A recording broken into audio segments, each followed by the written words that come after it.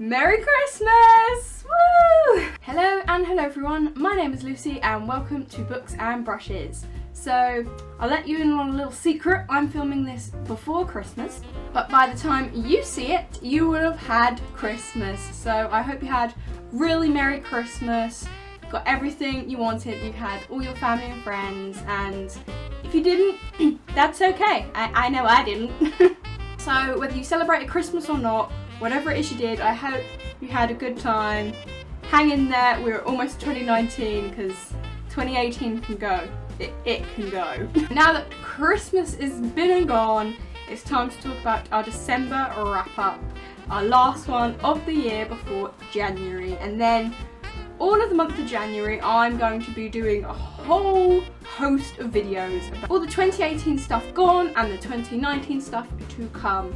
So favourite books of last year, books to read this year, New Year resolution books, etc, etc. So without further ado, let's get on to the December books I read in 2018. First up we have The Shadow of the Fox by Julia Kagawa. Now I loved this book. I picked it partly because I really wanted to.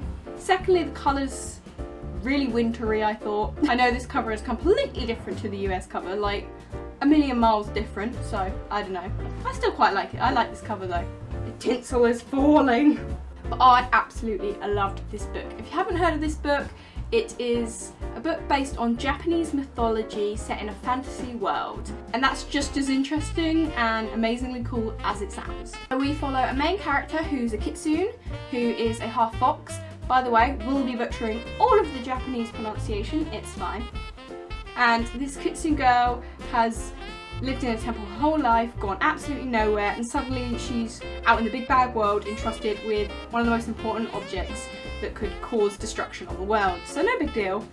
And then the second main character is the Shadow Clan's darkest, most closed off, emotionally assassin who has a demon sword, and he goes along because he must find the scroll on his mission, and they make the most unlikely team up that there is, and they gather a bunch of weird and wonderful characters along the way to form this gang, road trippy, amazing adventure with so many pitfalls and battles along the way.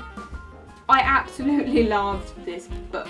Not only did I love learning about all the Japanese mythology stuff, which was really interesting even though I probably said all of the names wrong in my mind, but also it was just so exciting. I loved all the different battles and challenges they faced. I never knew what they were going to come across. It seemed like it was lots of, you know, like in Percy Jackson, how there's loads of mini battles they have to do along the journey. It kind of felt like that. Like there was a bunch of different ones I loved. There was this one with the Wind Witch, which I really loved, and the bear. I loved the Town of Ghosts. That was a really interesting tale. It was like a bunch of fairy tales and mythology and myths and all of that in a road trip story, essentially. And I absolutely loved that. I was hooked from moment one till the end. It never had a big info dump, which you could expect from a book with so much mythology in it. I loved the way it was told, from the two perspectives, from the two main characters. I really enjoyed it, and I really want the second book. This is the first book, so be warned, The Soul of the Sword comes out in 2019, which I will be buying when it comes out and reading hopefully immediately, because I need to know what happens next. Absolutely love this book, recommend to everyone and anyone, and I kind of miss this book already. I love it. I loved it so much. Because after our October slumpity slump, I've just been on a high. Like, every book I've read has been amazing, so keep up that. Keep it up. I don't want to be one of those booktubers who rates things super low and then super high and seems diverse in their ratings. Like, if I think every book is great, I'm going to tell you every book is great. So next up we have a reread, and that is Nevermore, The Trials of Morrigan by Jessica Townsend. Now, like I said, this was a reread. I read this in January, I found out, which, wow, long time ago. Literally almost been a year. What's up with that? I had to reread it because I really wanted to. Spoiler alert, I'm reading the sequel after this one. I needed to reacquaint myself with the world and the events and what happens, and I just loved reading through it again, knowing what happens but kind of forgetting a lot of the details as well. It was really interesting to read through, and I just loved it. I fell in love with the world and the characters and just the magic of it all over again. I can't believe that BookTube isn't talking about this book, really. Like, I have not seen it. Let me know if you've seen any booktubers, like any booktubers talking about this, because I want to talk to them. I've not seen any of the big booktubers I watch talk about this, which astounds me because it's magical, it's amazingly rich, and it's so whimsical, it's so interesting, it's got all the hallmarks to be a hyped book. It's super gorgeous. I mean, I've shown you this a million times. Will I show you it again? Yeah, yes I will. It never gets old. I mean, this book's beautiful inside and out. It's just, I've loved this story. It does give me Harry Potter vibes. I know I keep saying that about this book, but if you love the whimsy and the magic, if you love a middle grade main character that you root for, a whimsical kind of mentor who's a crazy genius, Dumbledore. There is a few comparisons, but it's also totally different. Like, the story is not similar at all, but it just gives me that feeling of home. I love the hotel.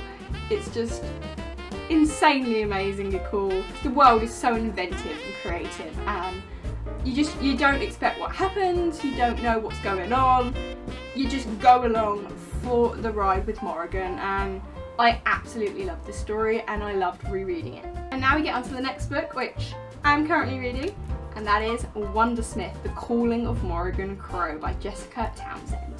This was what my reread of Nevermore was for. The new book Wondersmith came out pretty recently. I bought it, reread that one, read this one, and it was perfect pick for Christmas. I mean, magical, atmospheric, and beautiful, and fun, and childlike wonder. So that's why I really wanted to read this in December as well, because I thought it was super Christmassy in the lead up to Christmas.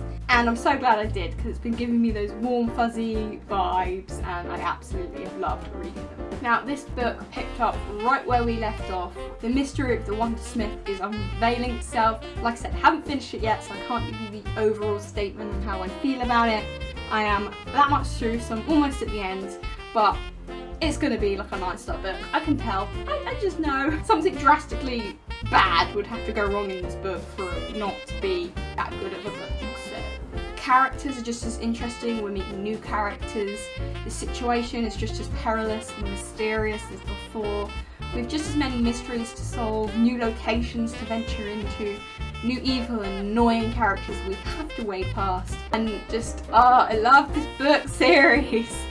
Why is no one talking about Morrigan? Why? So in the sequel, she is now, I realised I didn't tell you anything about what Nevermore is about, because I'm great at this. So the first book is about a girl who lives in a fantasy place called Jackalfax, and she is destined to die on her 11th birthday, and she's like cursed, and everything that goes wrong is her fault, and her family hates her. She lives a great life, like so great, until a strange, bizarre man with ginger hair comes and essentially rescues her from her fate and brings her to the wondrous land of Nevermore, where they fight to keep her because she's trying to be exiled back to Jackalfax, and he's trying to keep her in this new wonderful place.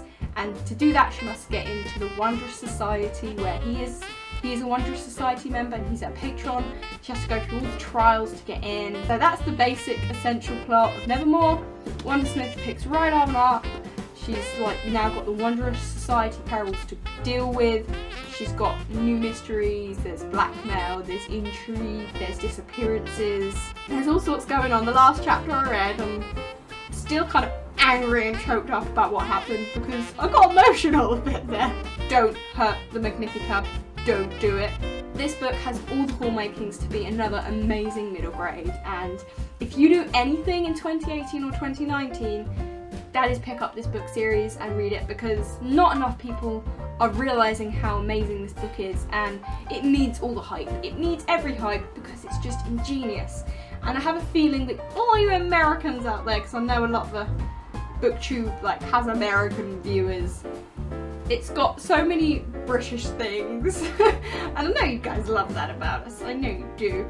And for a Brit, it's quite funny to read because the main The author is like an Australian who lived in London, and just the way it's written, just the descriptions, like the travel, like the Wonderground station and the Brolly Rail, like just, it does really seem really British to me, and I don't know, it's part of the charm of this book. I love it. How many ways can I say I love this book? Too many, apparently. Now, the naked cover of this book is just as gorgeous. I mean, the other cover I think is prettier, but still, look at that. That is still gorgeous. I mean, I still like the other one better because it was dark and grey and I love those like foxes, but still, just look at it. This is why I buy these hardbacks, because they're just, well, they're so perfectly done, you know? The design and effort that has been put into these is incredible. And come on guys, design, that's like a booktube thing. Booktubers love design. Look at this. Why is this not more popular? I don't know. I don't know. And that is, like I said, the book I'm currently reading, although when you're watching this, I'll probably have finished it, let's be real. I've been gobbling this book right up. Now this is the perilous part of the video where I try and guess where I'm gonna be by the time you're seeing this. It'll be after Christmas. I'm definitely gonna have finished that, that's no question. And then I've got about 5-ish days before January. Can I read a book in 5 days? Probably. But I'm going to leave my November wrap up right there. Any other books I read after Wondersmith will be in a January wrap up, and you'll see that in the end of January. I think the tinsel has legit been eaten by my hair. It's just slowly disappeared the entire video. There you go, that's better, that's better. Just reclaim it from the hair and put it back on. Thank you so much for watching my video, and if you've watched any of my videos this year, thank you. If you've liked any of my videos this year, I love you. If you commented on any of my videos this year, you are my heroes. And if you subscribed at any point this year, there are no words. So, this year, 2018, may have been disastrous for me in so many ways, but I created this. I created a booktube channel, I've kept up with it, and I'm really proud of myself for that, and I've enjoyed talking about it. It's been so much work to edit all the videos. Like, editing is the thing I hate most. It takes up so much time which I don't seem to have. Sleep, I don't seem to have that either, but I've done it, and I've been so proud of myself. And thank you if you're watching this. Thanks for sticking with me, thanks for joining me, like right after Christmas. This is going to be like Boxing Day, day after Boxing Day, haven't decided. So thank you for sticking with me, thank you for watching, and I don't know what 2019 is going to hold, who knows, but thank you for sticking with me this year and seeing the beginnings of my booktube journey. Thank you so much for watching, I can't stress that enough, and I will see you in the new year. Literally, see you next year. Have a good one, and I can't wait to see you then. Bye.